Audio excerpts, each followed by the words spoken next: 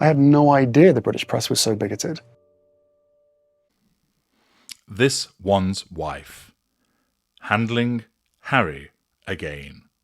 Video analysis. Hello, I'm H.G. Tudor. Hapless has-beens, the Prince of Pink Pancakes, the Ginger Poodle, is the simp to this one's wife. He is the intimate partner primary source. This means that he is the most important person in this one's wife's fuel matrix, by virtue of being the easiest to control, who also provides lots of fuel, character traits, and residual benefits. At some juncture, she's likely to disengage from him, which will make him the former intimate partner primary source.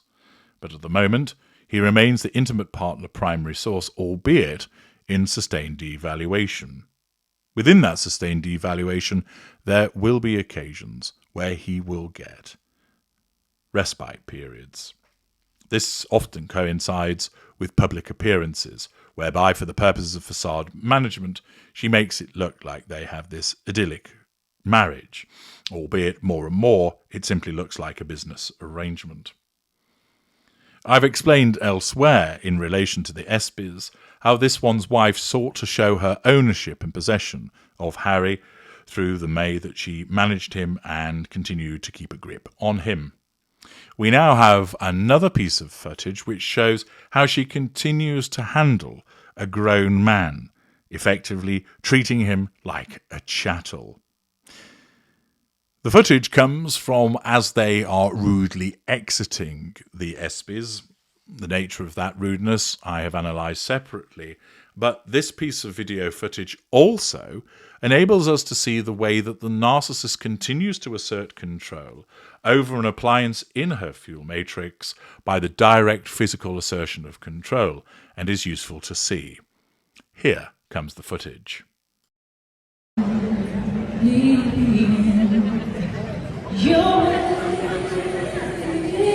Who's brave? So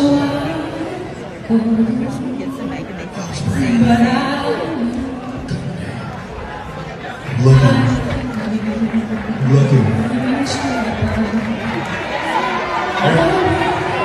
Everybody's pointing to you.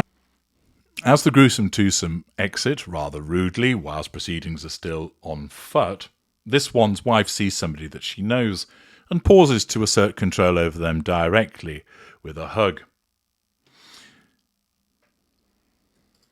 There's the briefest of acknowledgement of a child, but the child serves no purpose to this one's wife, so she's not going to bother with her. And then she turns, looking for the intimate partner primary source. She expects Harry to be by her side, following her, ready to do what is required. But Harry is talking to somebody else. He's also demonstrating similar levels of rudeness by engaging with people as he departs, but this one's wife gives a slightly contemptuous look towards that individual as ever she reaches out with her hands to control Harry, issuing the grip of doom to take hold of one of his hands. She does so for the purposes of asserting control over him. She then turns around to ensure that she can take his hand as they walk out. 1, to control Harry directly. 2, to maintain that facade of, look at us. We're having such a wonderful time together. This is such an idyllic marriage. And as she does so, Harry manages to break free for a moment, moving in to hug the gentleman that this one's wife was hugging earlier. This one's wife allows that to happen because she's distracted, because there's somebody else that she knows who she reaches across to shake hands with and then issue a short wave of goodbye to. Her attention then returns to Harry, and she needs to ensure that he's under control, but he's talking to somebody else. And note that Harry, unlike this one's wife, has bent down to talk to the child. At this juncture, this one's wife has stepped back into the fray, if you will. It's necessary for her to assert control over Harry. And she does so by placing a hand on his back, as if to tap him, to remind him, you need to be going. And you'll notice that as she puts her hand on his back, she also gesticulates with her right hand to point where he is to go.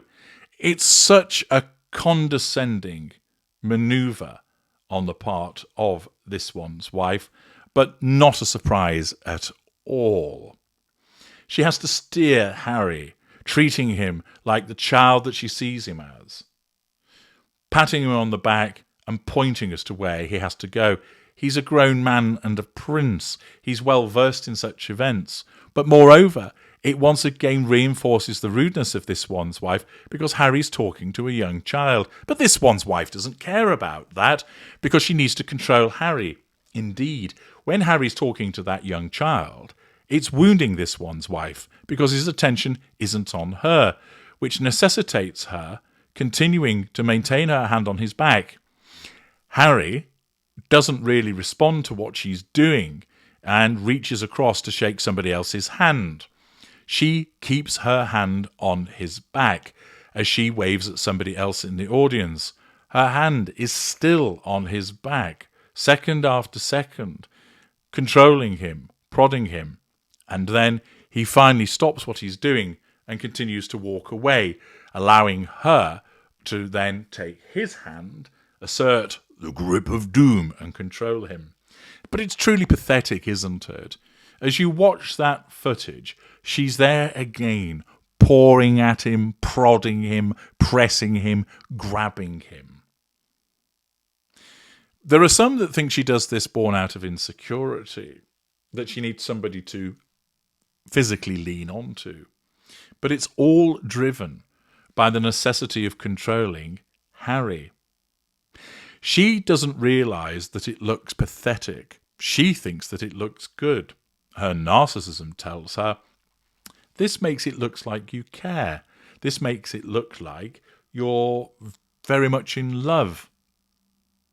It doesn't realise that it projects an image of desperation, that it projects an image of control. Her narcissism conveniently fails to tell her that.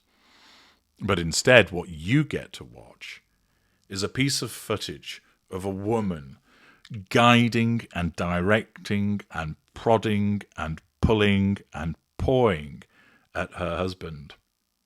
Not only does this make Harry look like a complete simp that he's directed in this way, it reinforces her lack of boundary recognition, her rudeness towards him, the fact that she simply doesn't care how he is seen in public as being an individual that's like the ginger poodle that's being taken for a walk.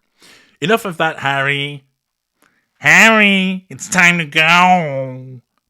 Nudge in the back, direct as to where he's to go, reach for the hand, off we go. And of course, Harry's just as pathetic because he goes along with it. This one's wife is Harry's handler in both senses of the word.